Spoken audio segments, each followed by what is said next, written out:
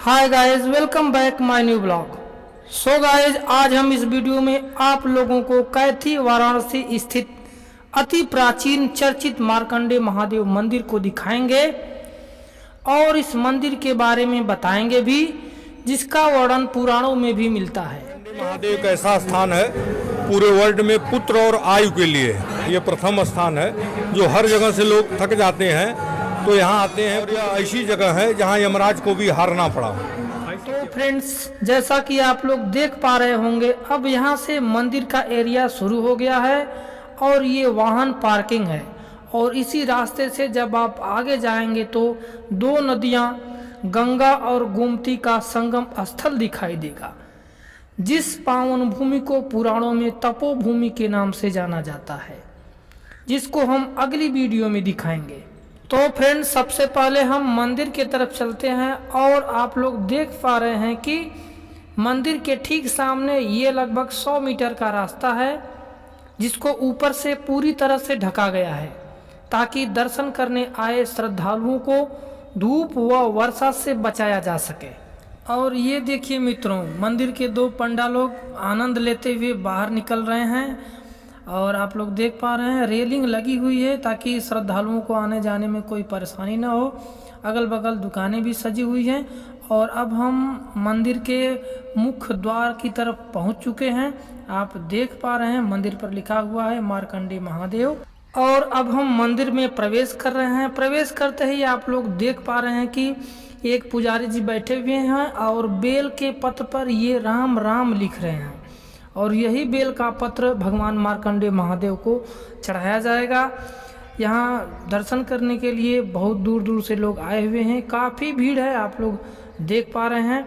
और बगल में एक बच्चे का मुंडन हुआ है और यहाँ पर मुंडन के बाद हवन और कथा हो रहा है। बहुत मस्त लग रहा है, अच्छा लग रहा है देखने में। और अब हम मंदिर के गर्भगृह की ओर चल रहे हैं, जहां काफी भीड़ है। लोग अपने अपने हाथों में जल और बेल पत्र लिए कतार में खड़े हैं। और ये देखिए, मार्कंडे महादेव गर्भगृह के मुख्य द्वार पर रहस्यमय बात लिखी गई है, आप पढ़ पा रहे होंगे। यह ऐसी जगह है जहाँ यमराज को भी हारना पड़ा। फ्रेंड्स, इस रहस्यमय बात का पता हम आगे लगाएंगे, लेकिन इससे पहले हम आप लोगों को मार्कंडे महादेव जी का दर्शन करा लें। ये हैं सनातन मार्कंडे महादेव भगवान, जो शिवलिंग के रूप में स्थापित किए गए हैं। इनके ऊपर एक बड़ा सा घड़ा है, उसमें लोग जल डालकर भगवान मार्कंडे महादेव जी का जलाभिषेक कर रहे हैं। फ्रेंड्स, यहाँ बहुत काफ़ी भीड़ है, यहाँ काफ़ी समय तक रुकना मुश्किल है, इसलिए अब हम बाहर की ओर निकलते हैं। गर्भगृह से बाहर भी बहुत काफ़ी भीड़ दिखाई पड़ रही है और कीर्तन हो रहा है, कीर्तन की आवाज़ भी सुनाई दे रही है। तो हम लोग चलते हैं, कीर्तन जिधर हो रहा है इधर भी थोड़ा देखते हैं।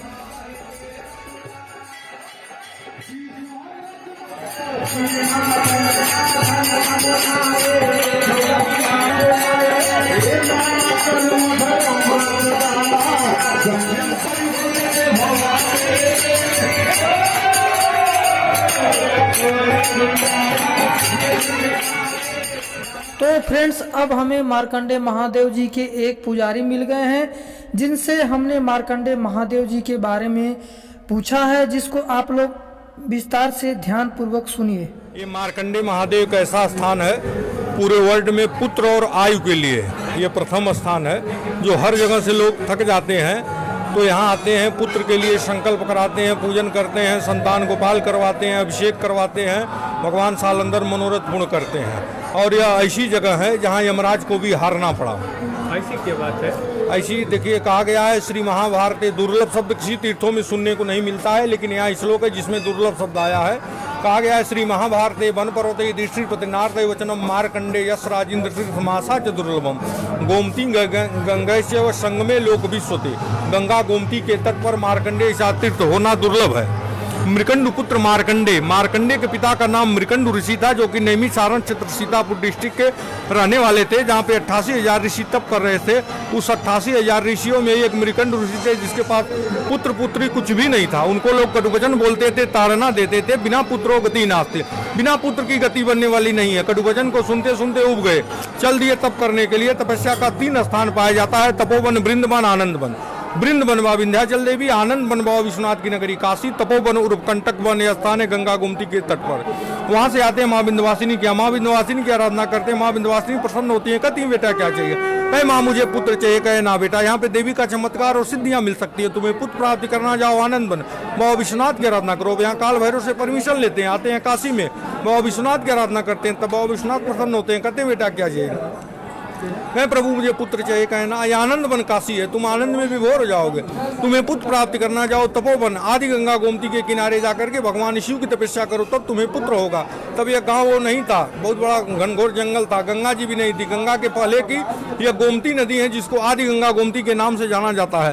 वहां से आते हैं यहाँ पे आदि गंगा गोमती के किनारे आकर के भगवान शिव की तपस्या करते हैं। तो भगवान शिव स्वप्न में प्रकट होते हैं, कहते हैं बेटा क्या चाहिए? कहें प्रभु मुझे पुत्र चाहिए। कहे ना, तुम्हारे पास तो पुत्र का जोग ही नहीं है, पुत्र होगा कैसे? तो मृकंडु ऋषि ने भगवान शिव से कहा कि भाभी मेट सके त्रिपुरारी, ब्रह्मा की लिखी हुई लेखनी को कोई काटने वाला है तो सिर्फ आप, सृष्टि की रचना करने वाले हैं तो आप, आपके सामने कुंडली जोग नक्षत्र हस्तरेखा क्या है, आपका मुझे आशीर्वाद चाहिए। भगवान शिव उनके कर्म के आधार पर प्रसन्न होकर के उनको आशीर्वाद देते हैं, जाओ योमस तुम्हें पुत्र होगा। भगवान शिव के आशीर्वाद से एक बालक होता है, जिसका नाम भगवान शिव ने ही मार्कंडे रखा।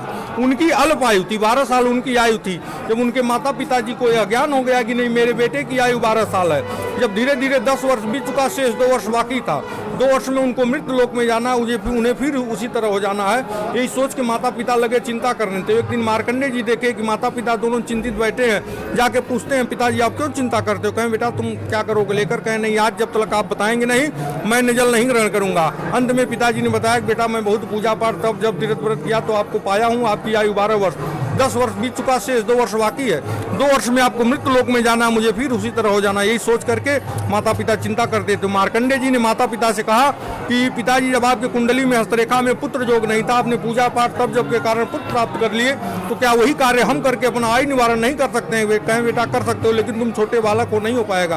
कहें नहीं मैं अपनी आयु के लिए करूंगा। तो जैसे जैसे उनके माता पिता आए थे, वैसे वैसे अकेले 10 वर्ष का बालक तपस्या करते हुए आते हैं। यहाँ गंगा गोमती के संगम पर स्नान करते थे, वहां से मिट्टी ला करके जिस स्थान पे भगवान का शिवलिंग है, उस स्थान पे मिट्टी का पार्थिव लिंग बना करके पूजा करते थे। जिस दिन उनका 12 वर्ष का अंतिम दिन था, उस दिन यमराज अपने दूतों को भेजता है कि जाओ आज मार्कंडे नाम बालक का अंतिम दिन है, उनका प्राण ले आओ। यमराज के दूत लोग आते हैं, देखते हैं मार्कंडे जी पूजा में लीन है, उनके शरीर से इतना तेज निकल रहा है जैसे लग रहा है चारों तरफ अग्नि की ज्वालाएं जल रही हैं। जाकर यमराज से कहते हैं मेरे बस का कार्य नहीं। कहें क्यों? कहे मार्कंडे जी तेजस्वी बालक आज तक देखा ही नहीं, उसकी रक्षा स्वयं अग्नि कर रही, जो जाएगा जलकर भस्म हो जाएगा। यमराज कहता है तुम ठहरो मैं जाता हूँ। यमराज स्वयं भैंसे पर सवार होकर के फांस का फंदा लेकर के आता है, देखता है मार्कंडे जी पूजा में लीन है, कुछ दूर से वो फांस का फंदा फेंकता है, उनके गले में पड़ जाता है, उसे खींचना चाहता है। तब तक मार्कंडे जी की नेत्र खुल जाती है। जब उनको नेत्र खुल जाती है तो अगल बगल उनको कुछ पकड़ने का सहारा था नहीं। वो सोचे अब हम किसी चीज का अगर सहारा नहीं लेते हैं तो मुझे खींच ले जाएगा। तुरंत भगवान को साक्षी मान करके मिट्टी का जो पार्थिव लिंग बनाए तो उसी को ऐसे भरक बार पकड़ लेते हैं। पकड़ के 3 बार कहते हैं चंद्रशेखर चंद्रशेखर चंद्रशेखर पाई माम, और चंद्रशेखर चंद्रशेखर चंद्रशेखर रक्ष माम, चंद्रशेखर मासरे मम किम करिष्यति वयमः, प्रभु मेरी रक्षा करिए, आपके सिवाय दुनिया मुझे बचाने वाला कोई नहीं है। 3 बार वही करके ध्यान करते हैं, मिट्टी का शिवलिंग फट जाता है, भगवान शिव सिंह से प्रकट होते हैं। देखते हैं यमराज को ऊपर त्रिशूल चलाना चाहते हैं, यमराज हाथ जो के नतमस्तक हो जाता है, प्रभु ये क्या सृष्टि का संहार हो जाएगा। यमराज से पूछते हैं तुम कौन हो? यमराज बोलता है प्रभु मैं तो मार्कंडे का काल बन के आया हूँ। कहीं तुम काल हो मैं क्या हूँ? कहीं आप तो कालों के काल महाकाल है। कहीं जब जानते हो कि नहीं मैं महाकाल हूँ तो महाकाल के सामने काल की क्या हो सकता है? मार्कंडे किसका दिया हुआ बालक है? अगर तुम लोगों का दिया हुआ बालक है तो तुम लोग पास कहीं लिखित होगा कि नहीं मार्कंडे की आयु 12 वर्ष, दिखा तो ले जाओ। जब मेरे आशीर्वाद से इनकी पैदाइश है तो मेरे आयु से इनकी आयु होगी, मनुष्य की आयु से इनकी आयु नहीं होगी। पहले तुम मेरी आयु की गणना करो, इसके बाद मार्कंडे की आयु की गणना करना। वही जाकर के भगवान शिव मार्कंडे जी को अमृत का आशीर्वाद देते हैं और मार्कंडे जी वही वर मांगते हैं हैं कि जैसे मेरे माता पिता पुत्र के लिए नाते, मैं आयु के लिए नाता, वैसे मेरे दरबार में जो प्राणी आए दर्शन पूजन करे, संकल्प करवाए, उसकी मनवांछित मतलब हर मनोकामनाएं पूर्ण होनी चाहिए। भगवान शिव कहीं जाओ यो मस्त, यह स्थान आपके नाम से प्रसिद्ध होगा। पहले लोग तुम्हारी पूजा करेंगे, बाद में हमारी पूजा करेंगे, और हमारे स्थान से आपका स्थान ऊंचाई पर होगा, मेरा स्थान नीचे होगा। इसीलिए स्थान मार्कंडेश्वर महादेव के नाम से प्रसिद्ध है। पहले मार्कंडे जी की पूजा करके तब भगवान शिव की पूजा होती है। धन्यवाद, बहुत बहुत धन्यवाद।